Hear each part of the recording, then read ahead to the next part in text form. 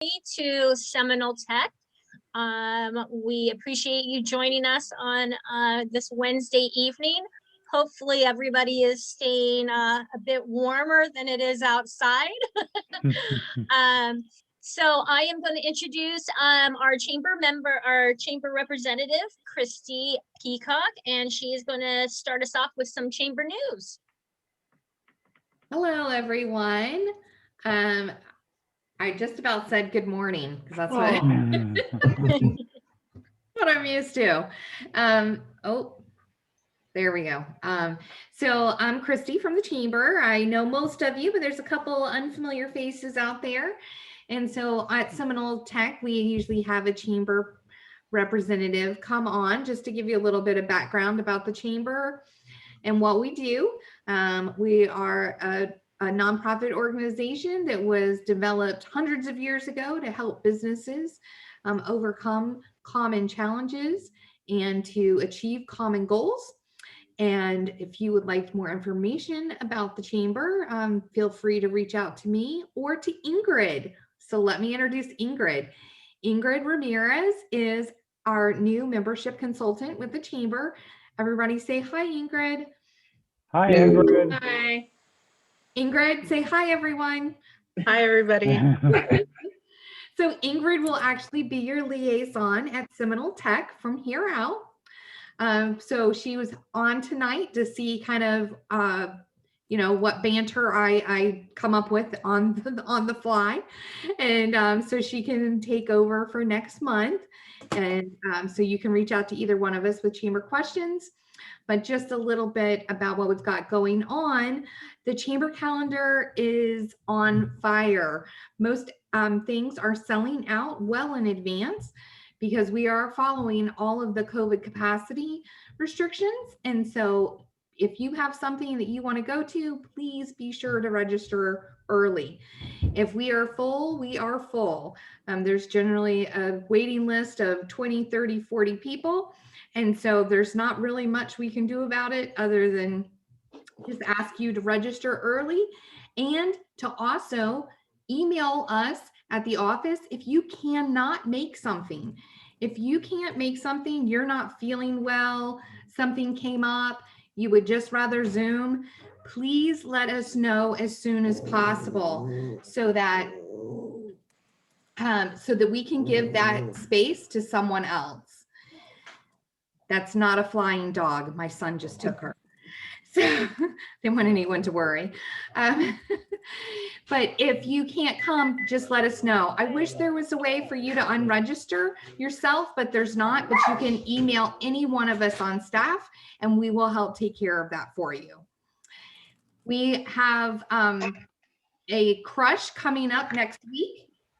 And so I hope to see as many of you there as possible. We will be having lunch at Oz Asian, helping support our hospitality industry. So again, I'm going to pop this right back over to Kate so you guys can get started. I know there's a lot of great speakers tonight. And otherwise, Ingrid will be hanging out with you guys for a little while. Have a good one. Awesome. Thank you, Christy. Appreciate it. So again, welcome to Seminole Chamber. We're going to get started right away. Special thanks to our wonderful sponsor, RB Advisory. We also have sponsorships available. So if anybody is interested in sponsoring SeminoleTech, please reach out to me. Also, if you haven't already, go onto our Facebook and like our page. We have actually started gaining some great momentum of online and on Facebook and LinkedIn. So if you would take the time to do that, I would greatly appreciate it. So we were going to go into some networking breakout rooms, but we're a small enough group, I think, tonight that we are going to just go around. I'll name out somebody's name, and if you would, please come on the line, unmute yourself, give us your best elevator pitch, and who would be a great referral for your business. And also, I wanted to add tonight, if you have any tech tip or if there's any recent technology that you've implemented in your small business, please give the tip after your referral. That would be something really neat, that you've, used something, a tool that you think that other businesses should look at. It's always good that we get together like this and kind of talk about those things and how we can be more innovative in our business. So I will start out. I am Kate Crockett. I'm with RB Advisory. We are a cybersecurity firm. I'm going to give you a little statistic. 25% of businesses had breaches, small businesses had breaches in 2020. So that's a large group. If you think about it, if you're in a group, that's basically 1 of 4 people. So small businesses, it's very important to protect your information, your data in your business. And that is what we do. We do compliance and risk management. A great referral for us right now is physician's office. That is one of our targets. So if you have any connection with a physician or a dentist office or anything, that we'd love to talk to them. I've used this tech tip before, but I think it's a good one.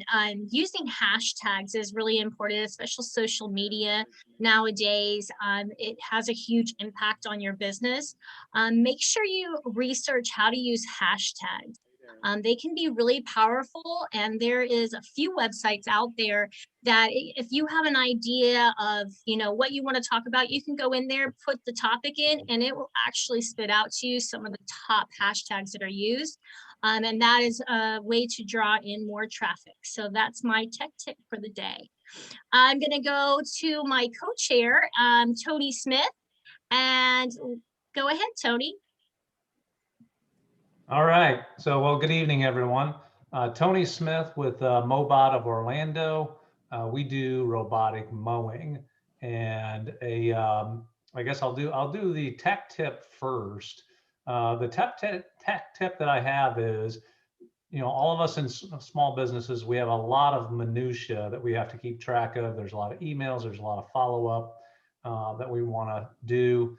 To make sure that things don't fall through the cracks, check out followupthen.com. It's a very economical service. I think I pay $9 a month. And essentially, it gives you the ability to, rather than have all of your emails just sitting in your inbox, and that's kind of where you go to, recall something or use that as your task list. This allows you to actually forward emails to yourself in the future, so that you don't forget to follow up on something. And I find that to be a way that, I make sure that nothing slips through the cracks. And that's my tech tip. A referral for us, I actually just met this week with a competitor of mine, and they recently did an installation of a bunch of robotic mowers at a joint venture between Duke Energy and Disney World for a solar farm. And as I talked to this individual, I realized, how beneficial these things can be in a solar farm. So, I'm probably going to follow back up with Ed since he's the solar guy. But, if anybody even knows of where some solar farms are in Central Florida, I would love to, identify those and follow up with them, because they need a lot of mowers, and the grass keeps on growing down here. And the interesting thing that I learned is, because I had heard, that there was grass in these places. I'm like, well, why don't they just put gravel? And this individual told me that Duke Energy said the reason why they don't is because gravel gets so hot that it reflects that heat back up onto the solar panels, and it actually degrades the solar panels. So using grass and soil, it absorbs the heat. So an interesting learning. Wonderful. That is really, really interesting. Ken Countess. Hi, everybody. Good evening. I'm Ken Countess. If we haven't met before, I'm a marketing coach, marketing expert. I'm certified by Keep, which used to be Infusionsoft, and Constant Contact. I'm Constant Contact's top trainer again. That makes 3 years in a row. That's pretty awesome. What we do is we help businesses, and Tony, I'm glad you said it the way you did. We help businesses prevent leads from falling through the cracks. And so if that's something that's of import to you, if you find that important, we should talk. I'm going to put my contact info in the chat right now, along with my tech tip. The tech tip is a tool that I started using a week or two ago. That I actually have two that are very similar. This one is called Warm Welcome. And what Warm Welcome allows you to do is embed in your signature or send it simultaneously, or embed on your website a very short video clip. So you can send a video of yourself responding to an email or initiating contact with a prospect or an existing client. And it pops up in their inbox. You'll see when they've seen it, and they can reply with a video, a text, or an email straight from that communication that you sent them. Also, if you go to my website, which is thecountessgroup.com, in the lower right-hand corner, there's a little bubble, and I've overlaid some text that says, thanks for visiting. But if you click on it, you'll hear me talk, and it also does allow you to provide a response back or reply directly to us. So Warm Welcome is one of them. The other one is SendSpark, and I'm an affiliate of Warm Welcome. So hope that's of help. This is a great place to talk about it. It is tech. And because video, as Ed Bookbinder can attest, video is very important, and you should be using it in your business. Okay, thanks. Absolutely. Thank you, Ken. Next up, I have Chet Neal. Hello, hello. Oh. I'm Chet Neal with Reliance AV. I focus on sound, lighting, and video custom installations for house of worship and the corporate environment, such as training rooms and conference rooms. Streaming is the name of the game lately, and it seems like everything I do has the end result of focusing on streaming to get the message out to that hybrid environment. A lot of times they're doing services, or they're doing their conferences in person, as well as trying to reach the people at home and working remote. So that's my business. A great referral is for those people that are engaging in a type of meetings and whatnot and need help putting that tech together, putting the cameras together for it, the audio for it. Audio is so important in those environments and so overlooked so many times. So that is my gig, as it were. Tech tip is mundane, but it was kind of funny. Yesterday, I was my heat died in my office, and I was waiting for the HVAC people to call me. And as they were trying to call, I kept missing their calls. And apparently, Apple's latest update made it possible so that the I'm trying to find it now. Just because I sell tech doesn't mean I'm actually, good at my phone. But it was under notifications and in your Apple settings that you can control. You can turn off your volume knob and not have it affect your volume of your ringer, which in this case was my ringer was turned all the way down. I couldn't turn it up. So it's under general of your settings in the latest Apple update. If you can't hear your ringer, you can't turn it up and wonder why. So Good to know. That's kind of important. Exactly. Wonderful. So next I have Pam Hargis. I had to get And myself you're on there. yeah, Yep. I had to get myself off mute. Good evening, everyone, and happy Wednesday. I don't know about you, my fingers are cold, so I'm sitting here doing this, trying to keep them warm. But anyway, I'm Pam Hargis, Focal Point Coaching, where I help businesses like yours and others achieve the possibilities. My tech tip is one where, we talk a lot about marketing. We talk a lot about how do you get exposure for your business. Well, of course, being part of the chamber is a big part of that. But the other part is use your free stuff that's out there. One being Google Pages.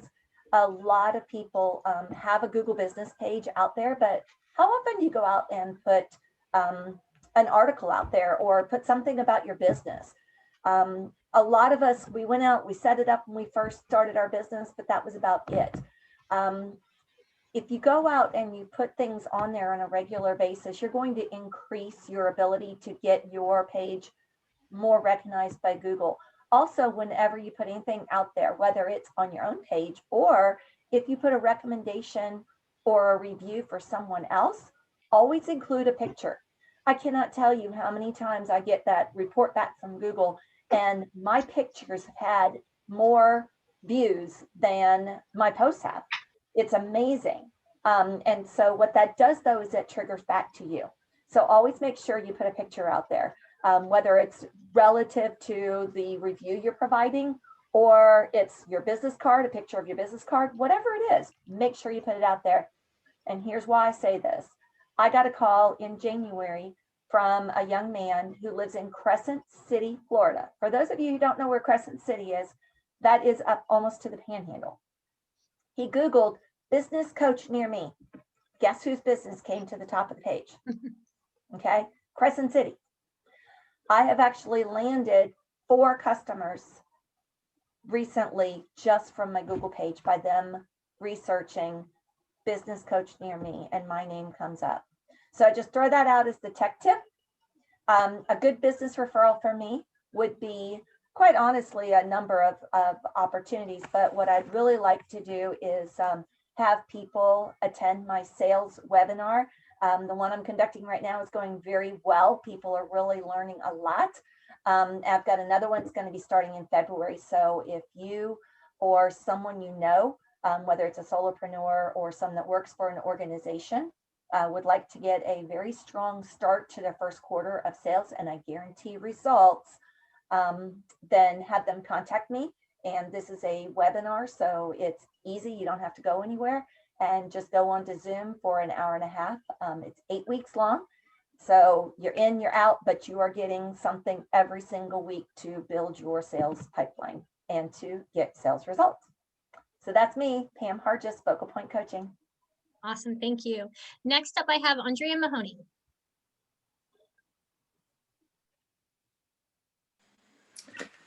Hi, I'm Andrea with Certified Computer Solutions. We are now a 20-year-old IT, security, and CRM company. I've got a couple tech tips. So there's one that I've done before, which is, keep track of what's going on with your email address out there. There's a website you can go to called Have I Been Pwned? PWNED, there's no O in it. And that will let you know who has obtained your email address out there on the dark web. And another one that I just ran across recently was on an iPhone. If you want to see who you've been texting, if you hit the dot in the message, it'll bring up everybody you've texted recently. Even if you've deleted the text messages, which I thought was kind of neat. And that's it. That's interesting. I'm writing that one down. Wonderful. Next, I have Erin Kamalzadeh. Hi, I'm Erin Kamalzadeh with your business photographer. I provide on-location photography services, including headshots, business branding, and real estate. I'm also FAA drone certified, so I provide aerial images and videos for real estate purposes. A tech tip I had was kind of similar to what Pam was saying, and any images you put online, if you attach keywords or the SEO to it, it creates a lot of traction. And then also any opportunities you do have for online profiles, such as including the Chamber of Commerce that connects to your name and your business, which creates a lot of exposure for you. So when you do that, make sure you have great images on there to represent your company. And a good referral for my business are realtors, land developers, contractors, anything that has to do with real estate. Awesome. Thank you. And we'll be hearing from you in a little bit. Next up, Karen DeVinny. Hello, good evening. Karen DeVinny with Village on the Green. I'm kind of piggybacking on the other tech tip ideas in the sense of hashtags. I've noticed my views have increased tenfold, especially on LinkedIn, when I incorporate my standard hashtags, but then mix in a couple of more generic ones, if you will. It increases the number of views to my posts, which is always a cool thing to see. A great referral for me is anybody that has a relative, family member, friend, neighbor, age 62 and up, that's looking into retirement living. They're not really sure what that entails, but they've got some curiosity and interest. Send them my way. Happy to show up our community. Wonderful. Next up, I have Michael Watt. Thank you very much. I'm Mike Kamalzadeh. I'm the CEO of Rantizo. We're a drone spraying company, and I've got 15 minutes later, so I won't tell you too much about that now. We use drones for agriculture, sanitization, and other applications. My tech tip is to make sure that your website is formatted for mobile as well as desktop. That's something that we've heard over and over again. Our website, we did a bunch of special work based on some of the insight that one of our tech people had. And we've had a lot of compliments on that it formats well and looks good in both of those. And that's not a normal thing to have happen. So hopefully for all of you that have business websites, that can be a good thing to know. Awesome. Thank you. Michael Krieger. Hello, SeminoleTech. Good evening. Mike Krieger, Pegasus Insurance Agency, personal lines independent agent in Longwood, handling, auto, home, and business, but good referral right now, starting to pick up some steam and have some very good competitive carriers for your artisan commercial lines, handymen of all sorts, any type of pool maintenance, screen repair, contractors along those lines. This company is hard to beat, pretty simple to put together, and also delving into the fleet commercial lines and starting to build some steam there. So, and a lot more auto coming through and winning over some of the, very competitive markets we deal with. So happy to be here. My tip is I don't make it to SeminoleTech nearly as much as I'd like to. And everything you guys are giving tips on, it's clearly your wheelhouse, and I'm always trying to move along with that. So my tip is show up to SeminoleTech more often for great tips. Thank you. I love that tip. Very good tip. Thank you. All right. So next I have Ed Bookbinder.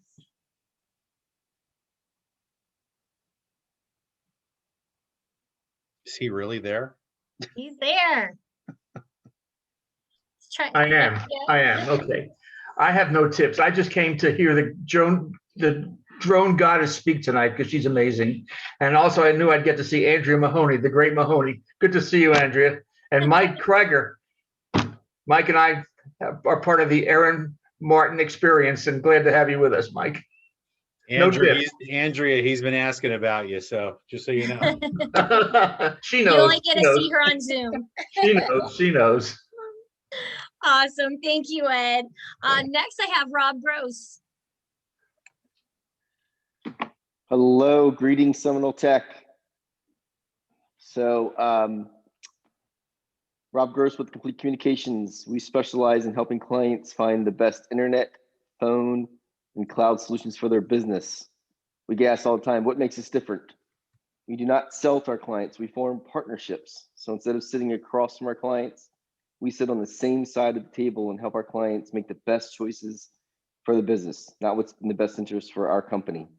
This is very different than working with a direct rep from a telecom company. Recently, we just helped Totalski Eye Institute greatly improve their productivity by replacing their old phone system. FEI literally gets hundreds of calls per day, and now they get accurate call reports, which allows them to make better staffing and marketing decisions for the organization. Right now, I'm currently looking for introduction to any medical practices that are struggling with their internet services, running slow, or perhaps they have an old phone system that does not give them the data to successfully run their practice. Great way to introduce us is by emailing your contact and CCing me. Simply say, I've got a friend who specializes in helping organizations source and find the best internet, phone, and cloud solutions for their business. Lastly, I would love it if you guys could all go to our Facebook page, facebook.com/CompleteCom, and like us. And thanks so much, and have a great evening, and looking forward to a wonderful presentation. Wonderful. Thank you. Melissa Ladani, I hope I said that right? It is Ladani. It's a Ladani with a meatball. Okay. It's been Americanized by now. My name is Melissa Ladani. I am actually the principal at Lawton Childs Middle School. We are out in Oviedo, Florida, part of the Seminole County Public School System. And we are looking to expand our program of exploration, looking at nature and technology. I actually have one of my students who's working on a Eagle Scout project, growing some, getting ready to build some garden boxes for us. I've just written and received a grant to purchase a farm bot and some drones. And we're just kind of looking at the whole idea of technology and agriculture. If you're not sure where I'm located, I am the easternmost middle school in Seminole County. So that whole third side of the county with Geneva, Chuliota, Lake Harney, that whole area, those are the kiddos that feed into my school. So a very rural community, in addition to those $500,000 homes along the Oviedo corridor and Oviedo on the Park and all of that. So just looking to expand our course offerings. My executive director is on your newsletter and sent this my way and said, hey, you need to listen and hear what these folks have to say. So here I am. Awesome. Well, we're so happy to have you. And, you know, if you can put your information in the chat box, and maybe some of the companies that are with us this evening talking about the drone technology can reach out to you and maybe be some guest speakers into your classroom or see how else they can help you. But thank you for joining us this evening. That's super exciting. I think you're onto something. Great. Thanks, everybody. Wonderful. The next person I have, Mary Gustafson.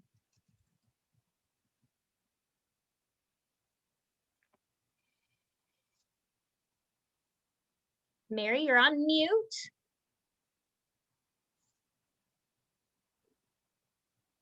All right, well, maybe Mary had to step away. We will go to Anna Leal.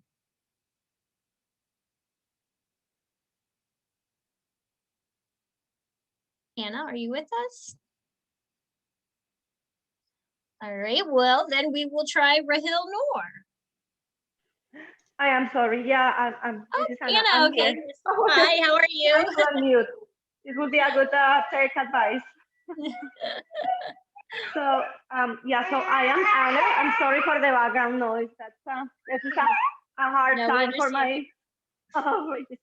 So I own a small consulting, and it's based on Oviedo, Florida, and I focus on using technological and analytical tools to improve the sustainability of products in packaging. So what I do is basically use science-based tools and all these software and technological tools to look into what how we can improve all these products, the attributes, the materials. And you know, a good referral for me, it's any manufacturing. It sounds like sounds like you have a very good helper there. Yeah.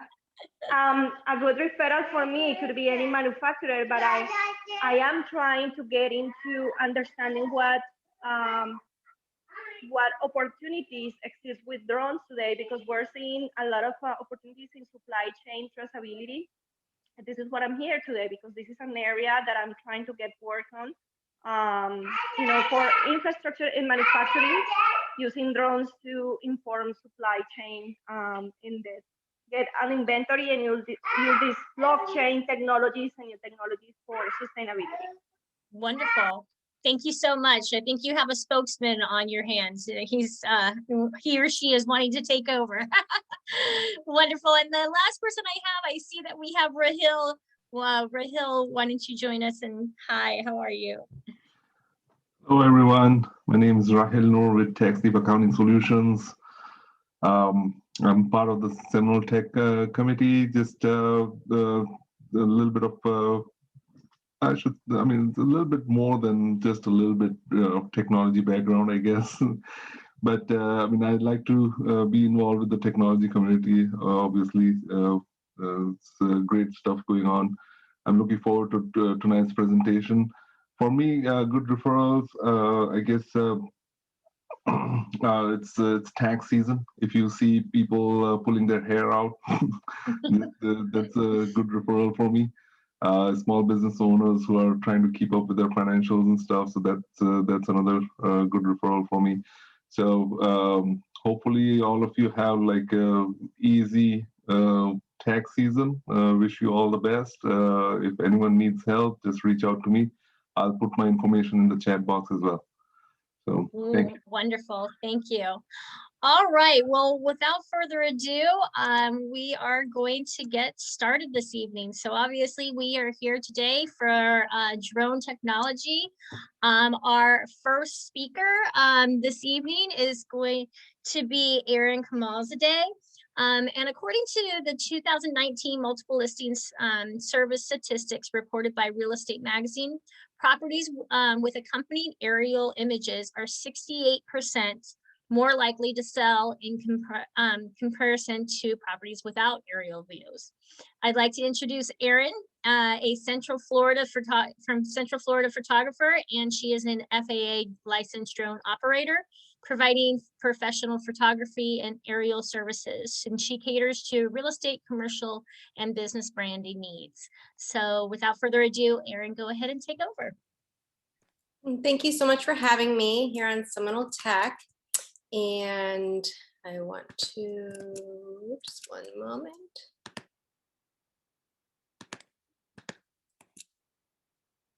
Okay.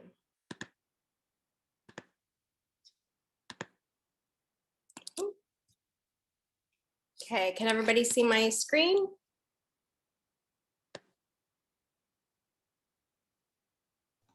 Can everybody see it? Yes. Yeah. You're Yep, good. you're good to go. Before I get started. Okay. So thank you so much for having me. First off, I want to share some basic information about drones to familiarize everyone who may be interested in droning. As you can see, there are about 1.8 million registered drones, and only of that, there are 210,000 remote pilots. Fun fact, there's only about 6.7% of those are of women. Oh, sorry. The FAA's remote pilot certificate is specifically used for the use of small unmanned aircraft systems. This certificate ensures that pilots are able to be consistent with the knowledge and privileges that come with flying small drones. A licensing involves taking the FAA examination covering aviation topics ranging from airspace regulations, restrictions, and aviation physics. In addition to federal regulations, local restrictions can prohibit flights. Local ordinances can even restrict where you can and cannot launch from certain cities.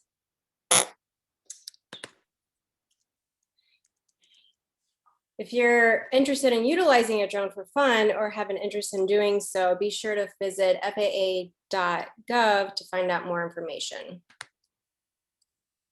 Here are a few tips to always keep in mind for not only your safety, but others.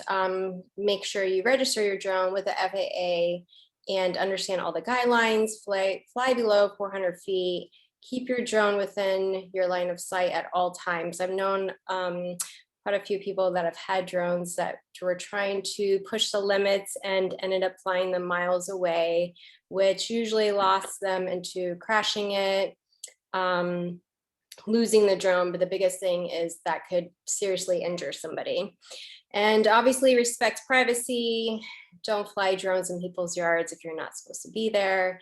And stay away from airports. Don't fly above groups of people. I've been at a public park and somebody was flying like 50 feet above my head, which is not the safest thing to do. So there's lots of rules that go with it, but it's mainly for the safety of everybody. Okay, now we'll get into the real estate. And according to the 2019 multiple listing service statistics reported by Real Estate Magazine, Properties with accompanying aerial images are 68% more likely to sell in comparison to properties without aerial photography. I will tell you from personal experience, because this is what I do, I have many properties that I do shoot aerial images for, and they go quickly off the market.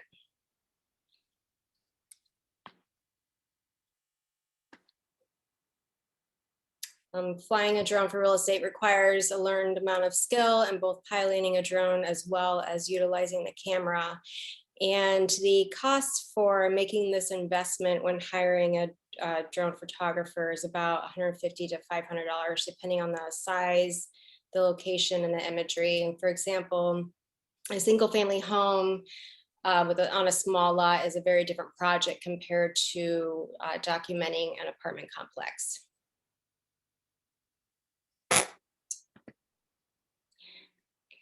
I want to show you a few comparisons with a couple different properties that show you a ground level and then aerial shots, so you can see for yourself how impactful changing perspective can be.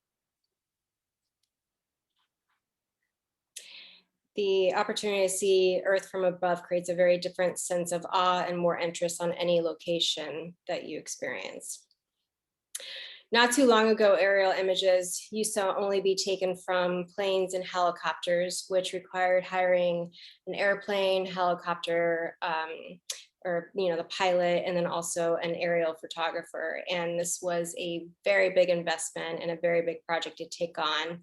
But with drone technology, it now provides safer, quieter, and more precise within very limited costs to make a very impactful difference with what you use these images for. Some fun facts to know and tell your friends: about 83% of home sellers prefer an agent who invests in drones with their listings. High volume agents use aerials about 3.5 times more often than low volume agents. Listing agents who use drones for real estate could see an increase in listings as high as 73% and deal closings increasing as much as 68%. The bottom line is it definitely makes a difference for real estate agents with trying to turn over properties. There are a lot of different types of real estate that benefit from drones, including commercial, land development, communities, apartment complexes, locations with views, which would, go along with the Airbnb properties, and large estates, as well as resorts and residential properties. The Institute for Behavioral and Experiment Real Estate found that online buyers spent 60% of their time on photos, 20% of their time on property description, and 20% of their time on remarks. Drones can capture all area descriptions at the end of an MLS remarks and place it in front and center in the photos where buyers spend 60% of their time. So realtors can save a lot of time on the description, which many people don't fully read, and tell the story in their images using aerial photography. And there are many benefits to using drones, including aerial images sell a lifestyle. It creates more activity for listing agents. It portrays a story not viewable from the ground perspective, beautiful views of larger properties, unique perspective of surrounding areas, personal view of a property, as well as view of the town or the neighborhood. There are many businesses benefiting from drones, including real estate agents, commercial real estate agents, investment firms, development companies, contractors. You can even use it for business branding and event coordinators. I recently had a contractor that I do all of his properties for, and they had a home that had like a 40-foot chimney on an A-frame roof. And he contacted me to come and check out the chimney because they were having some issues inside of it. And it was much more safer and cost effective than sending one of his men up there to, have the potential of injuring himself. and change your perspective to broaden your view. Thank you for having me. I'm Erin Kamalzadeh with your business photographer. Wonderful, Erin. We have a few questions for you. So licenses are pilot specific and requires passing. Oh wait, sorry, I'm going to something different. Is the license for individuals or can it be assigned to business with multiple drone pilots? Okay. The individual has to take the test. Okay, so it can't be a business with people. Okay, wonderful, great question, Anna. And this comes from Ed. Let's see, I thought I saw one to Ed. Ed, did you have a question that I saw? No, I was actually answering the question on the pilot's license. Oh, okay, perfect, wonderful. Sorry if I Okay. overstepped my bounds. No, wonderful, that's fine. I have a question. Yes, go ahead, Raheel, thank you. So, hey, Erin, for your area of photography, do you use any special equipment or anything, or do you just use standard stuff, or what do you find best? So actually it's just the camera that's already on the drone, and it does video as well as photography, and it does a great job. Like the video that it provides is 4K, and I mean, everything that my ground camera does, it does. And I don't know if you've seen some samples of my work in the videos, but that's all the drone. Oh, thanks. Sorry, coming from Tony Smith, how difficult is it to pass the FAA test? Well, I think it's like with anything, if you set your mind to it, you can do it. I will say that, you know, it's a lot of aeronautical information, so you do definitely need to study. I mean, you can't walk in there thinking that you can pass. Like, you do need to familiarize with how to read the type of maps. You need to know the laws and regulations. And the biggest thing is also, you know, all the safety procedures that go into it. Wonderful. Do we have any other questions this evening? No. Okay, well, wonderful. Thank you so much, Erin. Great information. We really appreciate it. So we are going on. Our next speaker is Ed Ballina. I hope I'm saying that right. He's the founder of Advanced Aerial Inspections. Drone technology now affords inspectors a faster, safer, and more comprehensive alternative to traditional surveys with all their logistic challenges and limitations. Using only the latest thermal imaging technology, they identify issues and pinpoint areas that are degrading the performance of your equipment. And with that, Ed, go ahead and take it over. Thank you, Kate, for such a great introduction. So my name is Ed Ballina. First, thank you so much for giving me this opportunity to present. I will have you know that you guys are kind of a test case for me. I have not done this presentation before. In fact, developed it just for this. So I'm really curious to get some feedback. So I'm going to talk to you about drones, but specifically using drones for solar cell inspections. So let me share my screen and take you to my actual presentation here. And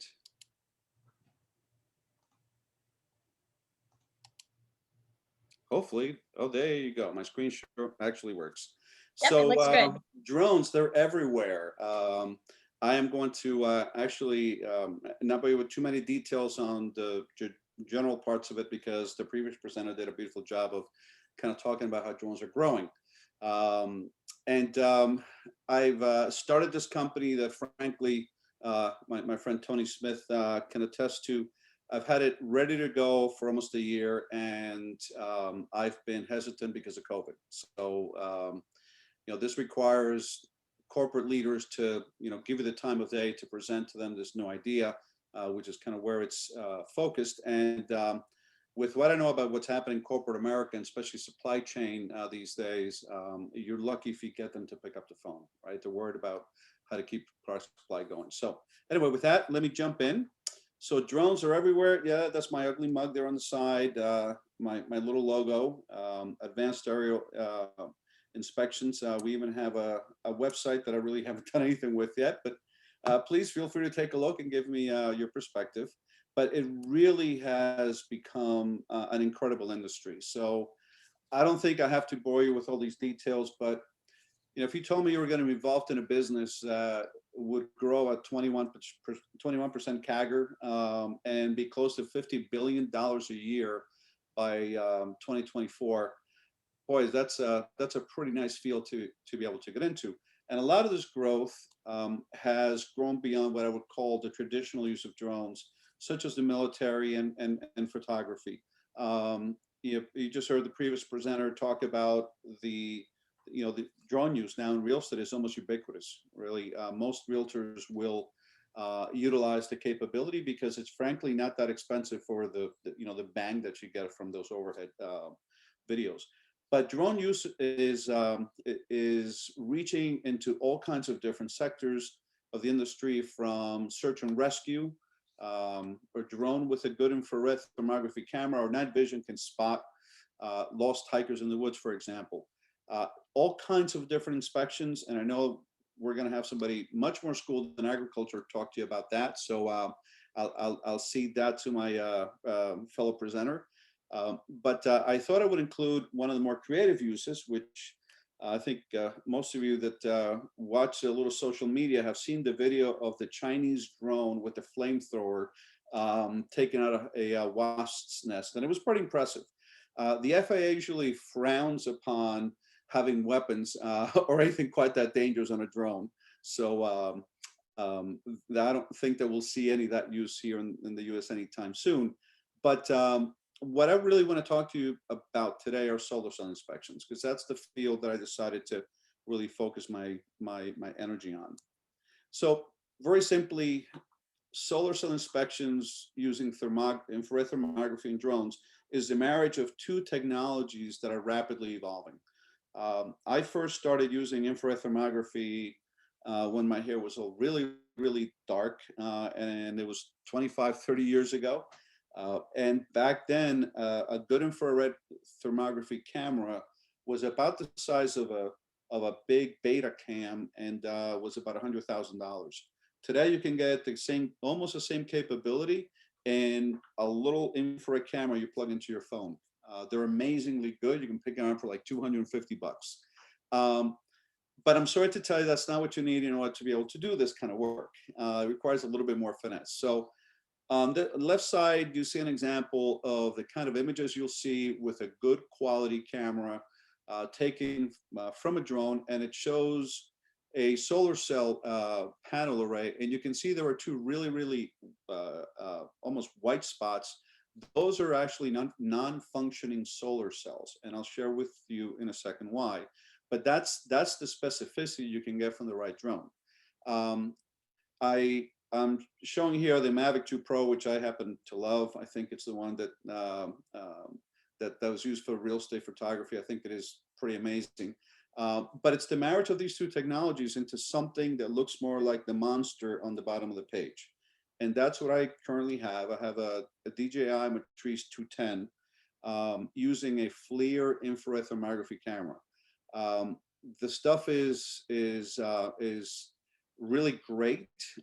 It's expensive. It can be a little fragile, but you have to have the right equipment to do this work. And FLIR is the company that has been around for a long time with infrared thermography. They're really own a large part of this marketplace, coupled with DJI. Most of us that have any acquaintance with drones know that DJI has about an 80% market share globally for drones. There's more competition coming, especially because there have been some security issues raised by the US government, because these drones are made in China. They transmit information. It could potentially wind up leaking sensitive data. So I think that and the onshoring of manufacturing that we're currently seeing, I think we're going to have a lot more competition in this field. But that's roughly what the marriage of the technologies looks like. And right now, you'll hear this over and over again, the solar cells are inspected when they're inspected from the air using an airplane, a helicopter, an infrared thermographer, or in the worst case, a boom truck with employees using an infrared camera riding back and forth. That's a bit unsafe. And frankly, if you know solar farms, there's not a lot of room in between the panels. So you may have a couple of 100 feet that you can only look at from a couple of 100 feet away. Not really good use. So the new paradigm here is that a drone equipped with an infrared thermography camera will do this work in a sixth the time and a sixth the cost of the cost, and it's near real-time feedback. I mean, I've done some inspections essentially to keep my certification up, and I can tell you that within 5 minutes of putting up the drone, I can tell you which panels are bad, and I can give you a pretty good idea of why there's an issue. Now, once I take it, bring it back, there's post-processing, there's other things you can do to get even more insights, but it's pretty obvious. And the reason why you want to do that is because cells, they fail 2 to 3% a year, and they cost about 2%. That 2 to 3% hurts their output of electricity about 2%. Kind of makes sense. The insidiousness of this is that it spreads. As you get one cell starting to fail, it overheats and starts taking out other cells. So it's almost like, I hate to say it, a virus. If you leave it alone, in a couple of years, instead of having maybe 4 or 6% failure, you're probably closer to 20 or 30, and it just gets worse from there. So this is a little bit of what it looks like in terms of anomaly detection. This equipment can pick up a number of different anomalies or issues on solar cells, and they don't just have to be any manufacturing defects. Believe it or not, pigeon poop is really bad for solar cells. Anything that covers up that solar cell surface is going to cause you a problem. I haven't done it, but I've seen images where you've got vegetation, so trees that kind of overgrow and the solar farm, and you can actually see that image on the panel. That area is not getting the energy that it should, as well as other wiring issues, etc. So the areas show up hotter. You can see in a couple of these pictures, they'll either be like a really bright orange. In some cases, you can change the palette of what you want it to look like, but it's essentially showing you an area of that solar cell that is hotter than the surrounding area. And the reason for that is that it is receiving the same amount of energy from the sun as its surrounding brethren and sisters, but those are generating electricity. So they're taking that energy and they're doing something with it. The cells that can't, for whatever reason, heat up. So it's very visible when you have you're drawn up in the air and you're looking at the screen. So requirements, it doesn't have a horrible entry bar, but it is not something that you're just gonna consider and give it a shot and hope for the best. You've got requirements for hardware and software. So you want a commercial grade drone. If you have a drone that I would call more like consumer/pro, some of those come with infrared cameras. They are not good enough to be able to do these solar cell inspections. They don't have the clarity and in some cases the sensitivity. So you want a really good, capable, high sensitive infrared camera, thermography camera. And I'll tell you, the one on my drone, when I purchased it, was about $15,000. So the camera is actually more expensive than the drone was. You want a good transmitter and video screen. You do not want to be squinting. Don't do this off of your iPhone, no matter how big your iPhone is. You want a nice big tablet that you can use, and lots of expensive batteries.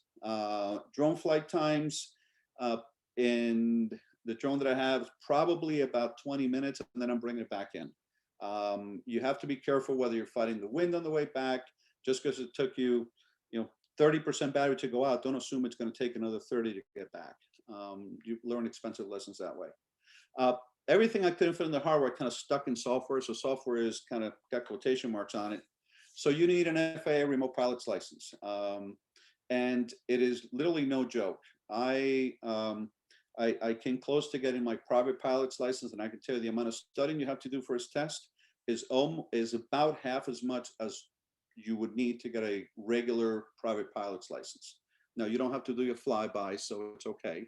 But you need that license. You should also, if you're thinking about hiring somebody to do this work, they should be infrared thermography certified. There's a science to this. You don't just look at the screen and go, oop, here's your problem. That's a 4 to 5 day certification course, and you need to re-up that every 2 years. Just like your pilot's license, by the way. That's a repeating certification. And then you need to have good image processing and a way to really dig into the data and analyze it. And in some cases, you have software that will automate the actual flight path of the drone to make sure you get the right number of passes and the right amount of detailed to be able to fully analyze what you have. So it's a pretty significant investment if you want to do it effectively, and you don't just do it once and forget. You have to, go in and recertify. So in summary, I really think that drones and infrared thermography, that marriage is a game changer. The field that we're attacking with solar cells, frankly, I don't think I'm telling anybody anything they don't know, but the growth rate is about 12% CAGR for the next 5 years, and I would expect that to be on the low side. And at the end of the day, anything that we can do to further enhance the capability and efficiency of green sources of energy are really the way of the future, and helps our planet. So that's a little bit about solar cell inspection with drones. So I am going to stop sharing. And thank you, Ed. That was some great information. I think I'm gonna have to go out onto YouTube and look up the Chinese wasp killer. That was pretty intriguing. And yes, I do want to see a drone with a flamethrower. I'm just saying. It's exciting, and if you dig deep enough into YouTube, which we know is dangerous, there are some short videos of somebody in Russia that actually hooked it up to a machine pistol. And oh wow. Yeah, I'm sure it was well controlled in a range. I certainly wouldn't try that. I think the FAA would kind of frown upon that a little bit. Well, with the weather that you guys are having up north, I think you need one with the flamethrower to just clear your driveway and your walking paths, and you're good to go. It's funny you mentioned that. My nephew, who lives a little bit higher elevation than I do, he's got probably close to 30 inches. Sent this video of this guy essentially clearing his walkway with a flamethrower. Yes. Okay. There you go. You just need the drone with it now. Awesome. Well, I have a few questions. One, I have a question. So you were saying, just even with the birds and things like that with on the solar panel. Right now, we're in the heart of pollen season. What's that look like with the pollen? Because I know my car can be completely yellow when I come out to my car sometimes. Well, I lived in Winter Garden for several years, so it's a good thing that what do I call that? Those insects that come out twice a year. The love bugs. Yes. Thank God that I don't think they attack solar panels that way. But no, anything that you do that negatively impacts on the transmission of that solar energy, because they also do reflect some of that out. In fact, that's what you're picking up with a infrared thermography camera. But pollen, dirt. Right now, I drove by a gas station. It's got solar panels. They're buried under 1.5 feet of snow. They're not doing anything. They're just an expensive roof cover at this point in time. So, in some cases, you have bird strikes. You have up here, you get hail too. And in fact, the picture that I included on my slide number 4, that's physical damage. I would say that was probably hail or something else. Some rocks, stones fell on it and broke the panels. So it's got to be kept as clean as you can so it could really maximize its conversion to electricity. Yeah, it makes sense. Another question, can the drones and camera handle getting wet? Yes. Erin, you may have some perspective on this as well. My drone is supposed to be able to fly in a wet environment. As I mentioned, the drones are pretty expensive. The drone itself is, I think, about $15,000. So you don't want to do that. The other thing is there are appropriate times to do solar cell inspections. First of all, you need the sun. So you actually have a light meter that I use to determine I have enough energy coming from the sun that I can get good readings. And then you have to watch the reflection from the sky, because if you're not careful, depending on the angle of the sun, what you're going to see is a reflection of the clouds. So if you're not watching what you're doing, you could look at the solar cell panel or array and go, oh my God, this thing is trashed. But it's not. Because of the reflection, you're seeing reflection of clouds. So there's a lot of really like small details that you need to be aware of. And that's why I recommend you need to go to schooling for this. There is no solar cell inspection school you can go to right now, but if you go for a certification as a thermographer, they throw in a couple of hints and tips because they know that's part of what you're looking for. Nice. Another question, how many solar farms are there in the US? Oh, do you have that data? I do not have that data. I'll tell you, it's in the, my guess is in the 20s of thousands. And as you would expect, Florida is huge.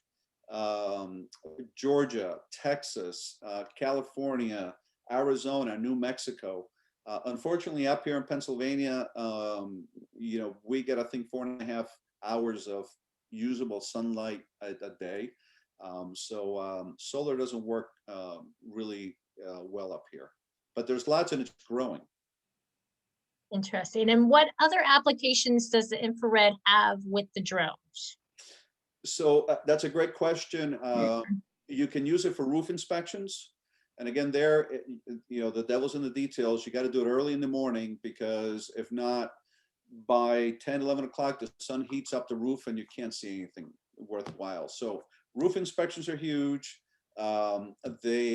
Search and rescue is another great use for drones to help find people that are lost. Believe it or not, they use it for game management,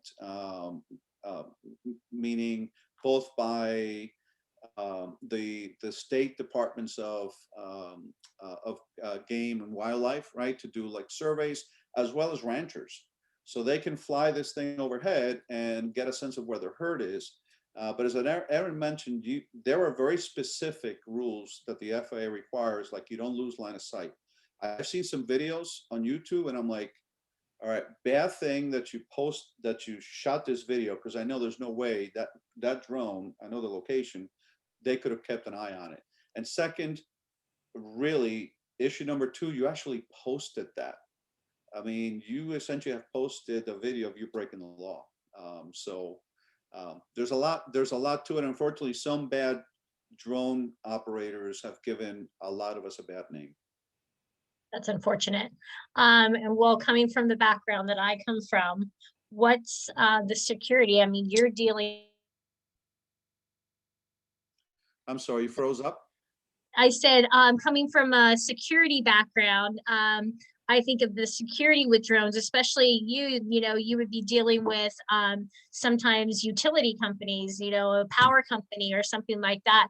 What's the security that, you know, somebody can't get in there and get information that you're gathering? Well, that's the whole issue that the government's been raising about using DJI equipment on government locations, government properties. I don't feel like I've looked at the issue enough to know how real the issue is, or is it just a concern that, frankly, this company in China is owning 80% of the drone market in the world. So, you know, I think there's some competition there that needs to happen. I think we need to be building drones here in the US, like, you know, most other things. But from a safety standpoint, the FAA is going to eventually require that every drone that flies has some sort of an ID system. So my drone comes with one. When I put my drone up in the air, if there's a plane flying within, I think, 10 or 15 miles, and it has a transponder, I will be able, it'll tell me that the plane is X number of miles away, and it'll give me portions of its tail number. And if they have the right transponder, they'll be able to see my drone not see, but they'll be able to tell, hey, there's a drone, nearby, within X number of miles type of thing. And I also have the same kind, not same, but I have anti-collision lights on it as well. I got the little annoying blinking lights on the bottom and the top of the drone. So, but eventually the FAA is going to get real serious about you don't fly a drone if we don't know who you are. Obviously, there's ways to get around that, but they're starting to close the loop. Interesting.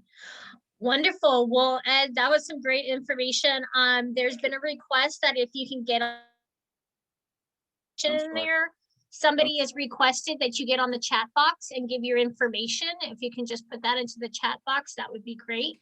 Sure, absolutely. Awesome. Thank you so much. Thank you. Okay, so now moving on, we are going to go to our third speaker this evening, Matthew Ott, CEO of Rantizo. Thank you for joining us this evening.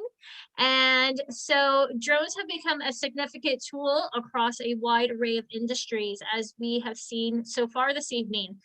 Drones can, like Ed mentioned, search and rescue missions, pizza delivery, and Rantizo's case, drone applications for agriculture. So please let me introduce the CEO of Rantizo, Michael Watt. Thank you so much for joining us. Thank you. Let me share my screen and it'll pop right up. All right. So wanted to talk to you today about Rantizo drone spraying. There we go. And move that up. So Rantizo is based in Iowa City, using drones to spray for agriculture.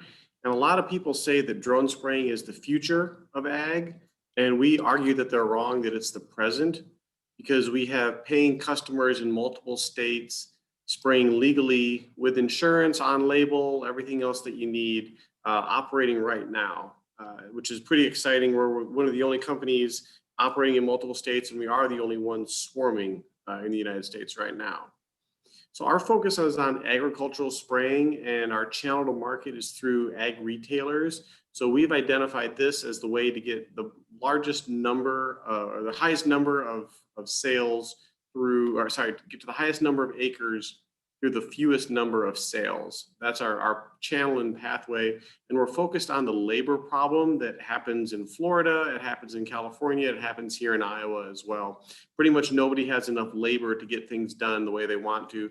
There's also a lot of concern about CapEx. You want to be efficient with what you're buying. And then employee safety, as these chemicals are becoming more and more toxic, having them sprayed away from people is important.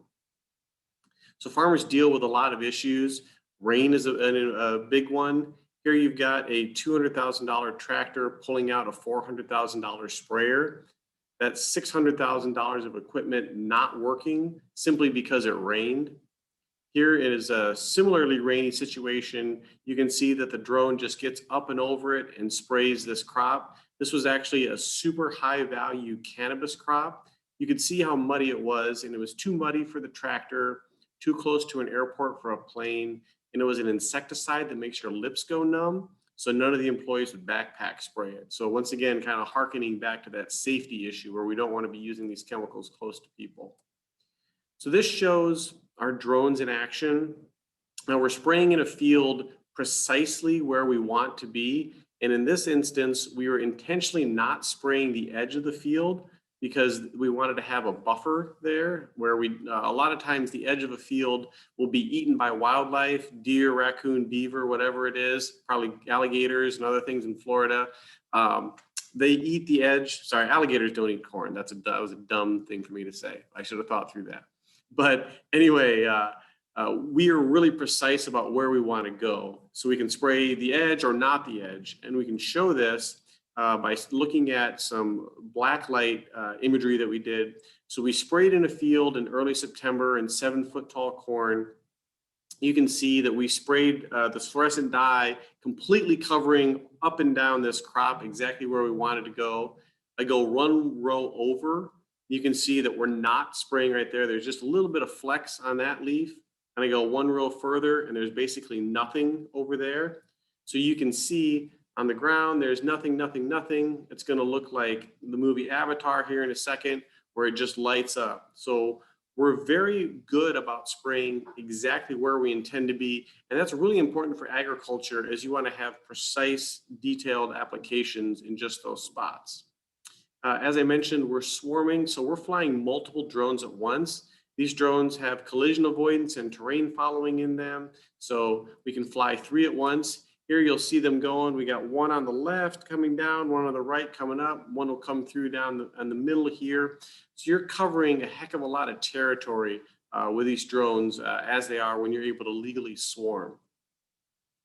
So we're able to spray about 14 acres an hour with one drone. With our autonomous loading system, which we debuted today at a different event, we can refill faster. So that'll help with the drone reloading. And then with a swarm, you can do about 32 acres an hour. And this summer, we'll be doing about 60, which is just about what you'll get from a tractor. So with multiple drones and a mix and fill, we'll reach productivity levels of what tractors are doing. They can break that out by task. The important thing to note is we've got terrain following, we've got collision avoidance, and we want to make everything autonomous, meaning that it handles itself. So here's a good example of what we do in a field. You'd map out your problems and then go spray precisely right there. So you can mix those chemicals right where they need to go and spray them in small portions of the field, not the entire field. And that'll really help your economics. Go through a couple quick examples. This is a partnership that we did with a big chemical company. They wanted to spray right there. That's where we went. So you can see those things. It works out exactly where you want it to go with GPS precision. And you can see that that area starts to green up over time. Here's another one that we did with a different chemical company. What we did here is broke that field out into a couple different arrangements. We swarmed to apply, meaning we used 2 drones to apply at once. And then here's a big value of the system. When we got there, the top part of that field was just a mess. So it rained too much. There was not enough stand count to make it worthwhile to spray. So we made a game time decision, don't spray the top third of that field. And you can see what happens with this NDVI image going from red and bad to blue and good.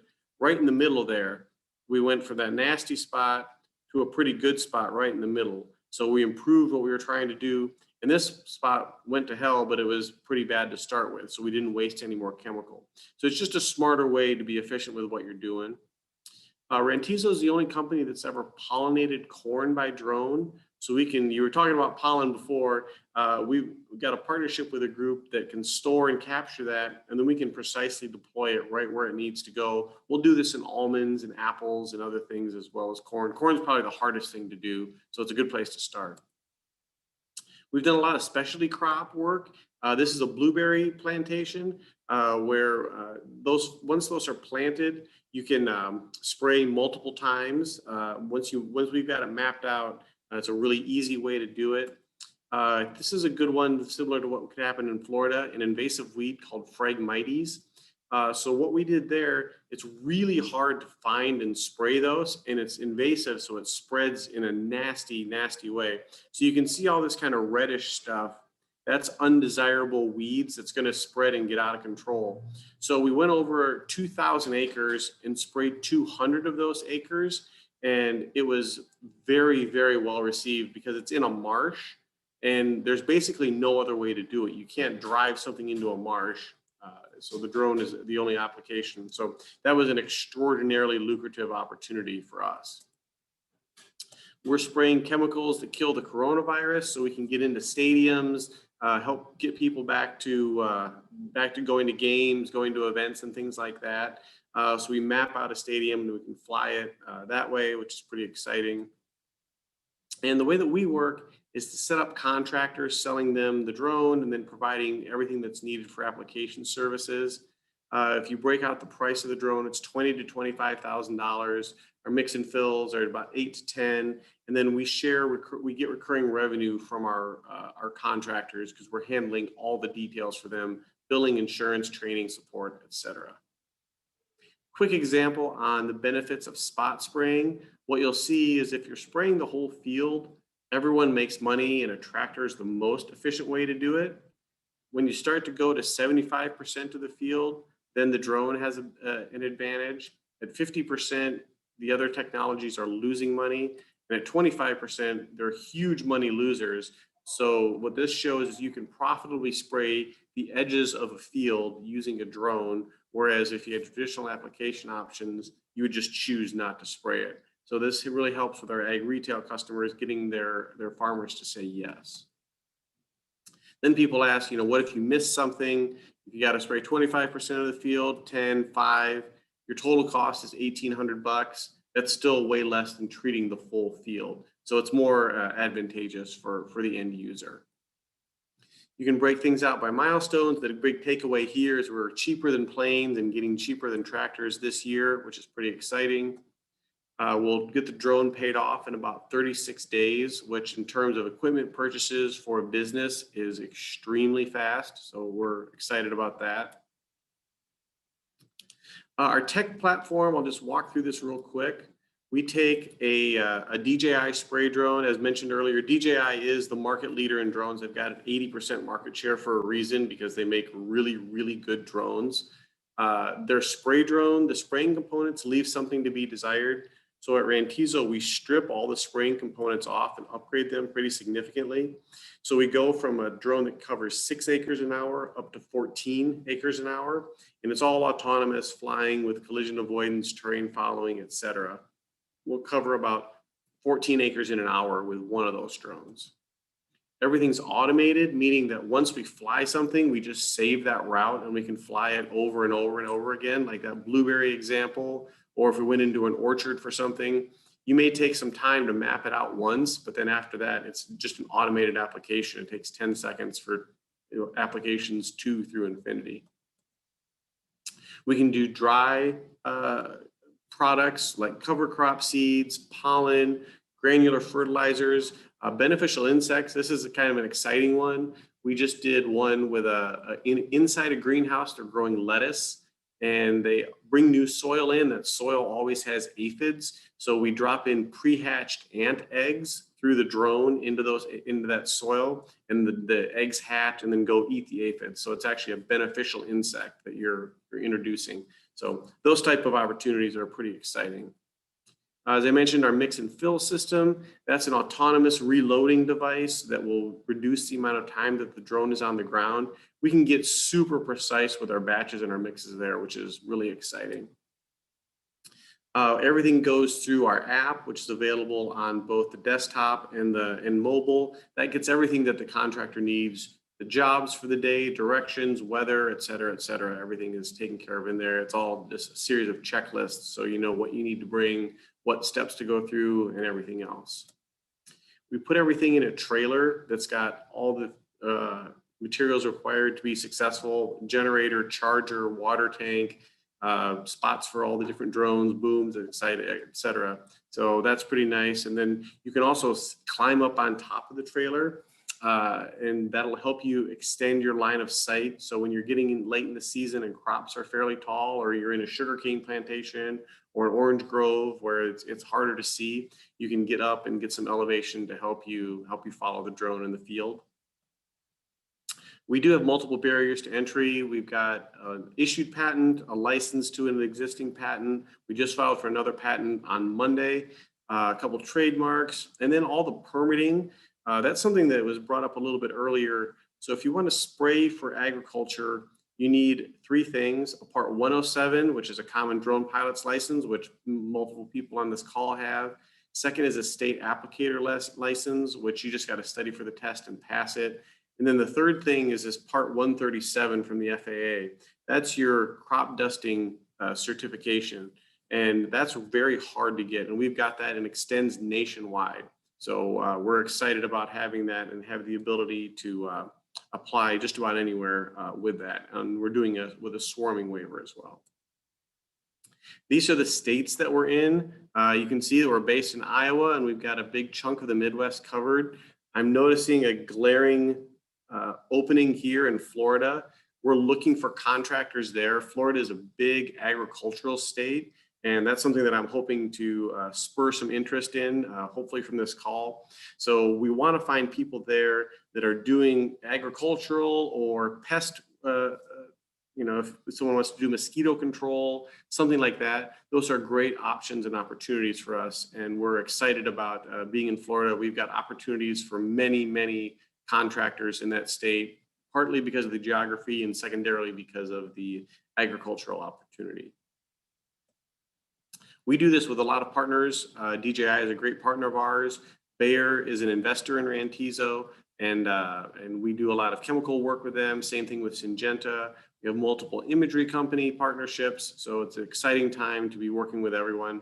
We're blessed that we have many, many opportunities to work with people, and we're choosing the best and most advantageous setups that we can. We've got a good team. About half of us are listed here. We're always hiring new people and looking for, right now, software developers is a big thing that we're pushing for. So I always promote rantizo.com/careers because we're hiring for multiple people, and those are always updated there. But I'm excited about the team that we've put together. I'll wrap up with the fact that we've got some nice press. Forbes tweeted about us. I was on 60 Minutes briefly. We've won some awards, which are pretty cool. Been in a lot of different publications. The thing that really excites me, though, is we've got contractors out all over the country making money, doing this legally licensed, and have everything taken care of. So this is a subset of them, and we're really excited for the partners that we have. There's a lot of exciting things going on, and the ability to be in different geographies means that we get to learn about different crops, learn about different opportunities, and that's pretty exciting. So I appreciate your time, and I'm happy to answer any questions. Wonderful, I do. We have a few questions. So first question is, how many countries are you in? We saw the state map. Are you out of the country as well? We are not currently. We get that question a lot. That's something that we're looking for chances to expand and trying to find the right partners to help us do that. So we've got discussions going in Europe and South America and Canada, but nothing secured yet. Awesome. And so Ed was talking about, and I think Erin may have touched upon it too, is so if you can't see the drone, then you shouldn't be flying farther. You're doing huge farmlands and acreages at a time. So what are the restrictions with you guys? Does it push your limit out a little bit, having that one kind of certification that's a little different? Yep, so our drones can fly 1.9 miles, so that's our range that we could go. You need the ability to see them. You don't have to be watching them every moment, but you have to have the ability to see them. So we are within visual line of sight. That's very important. And that's where I said with the trailer, you can usually step up there and enhance that. So that improves what you're doing. Getting beyond visual line of sight is important. That's a nice to have for us. For us, the swarming opportunity tripled the amount of productivity that we have. The next thing that we'll do is get a nighttime waiver so we can fly at night and double the amount of time. We don't need light to fly. It's all GPS radar based, but people need light to see. So that's where the requirement comes in. And then beyond visual line of sight, we'll increase by productivity by like 15 to 30%. So it's clearly better to triple and then double, and then beyond visual line of sight is a third priority of what we're doing. I see. So you showed the drone and that you had to add on, like you customize it. How big does it actually end up? And like in comparison to something, what's the size of it? Sure. So the booms are 14 feet wide, but it folds up. I drive a Honda Accord, and I can put 2 of the drones in the back seat. So they fold up pretty small, but it's probably about the size of a card table when it's fully extended and everything, the drone, and then obviously the booms stick out much further than that. And we stay below 55 pounds because then licensing is much easier and better, but permitting goes much faster. Oh, okay, I see. And so when you were saying, you guys are spread out throughout the country, then you have the contractors. So are you just supplying the drone, or are you supplying the people and the drone? Sure. Yep. So we supply everything that a person needs to be successful. So we'll sell you the drone, sell you the hardware and software. We'll provide training, provide support, insurance, licensing, workflows, marketing, et cetera, everything that you need to be successful. But we need a person that's going to go find a territory and go make the business work there. Wonderful. And to tie off of that, there was another question. So does the company, are they supplying the customers, or are the contractors responsible for also getting the customers? It's a little bit of both. So when someone becomes licensed to fly and apply in an area, we'll promote what they're doing with local radio, local newspapers. We'll send out ads on Twitter in like a 75-mile radius of where they are. And ag Twitter is a big deal. There's a lot of farmers on Twitter, which people don't realize. So we do a lot of that, and then they build up their business as well. We also give them a whole marketing strategy so that they can execute from there. Wonderful. Any other questions? I know it's time to cut off, but if you could just real quick, Michael, there's been a request also for you to put your company information in the chat box. And that was some great information. All three of you, thank you so much for joining us this evening. I really appreciate it. That's some really exciting technology, something so different. And, you know, it's kind of like you grew up with the race car and stuff and thought that was neat. And now, you know, the helicopter, and now people are using it for business and up in the sky. And so, yeah, it's fascinating. So thank you so much to my committee. I want to thank Tony, Andrea, Rahil, and Rob for all of the help that you guys give me. Also, don't miss the next event, May 3rd, Defense Simulation, and it's going to be people right here in our backyard from Parkway, Research Parkway area. So that should be some pretty amazing things going on next month as well. Again, thank you, sponsor, to RB Advisory. We do have sponsorship available, so please, if your company is interested in sponsoring SeminoleTech, we would love to hear from you. Everybody have a wonderful night. I don't want to keep you any longer. Go enjoy your families, take a little rest, and thank you so much. Have a great night. Bye-bye now. Thank you, everyone. Bye. Great job, guys.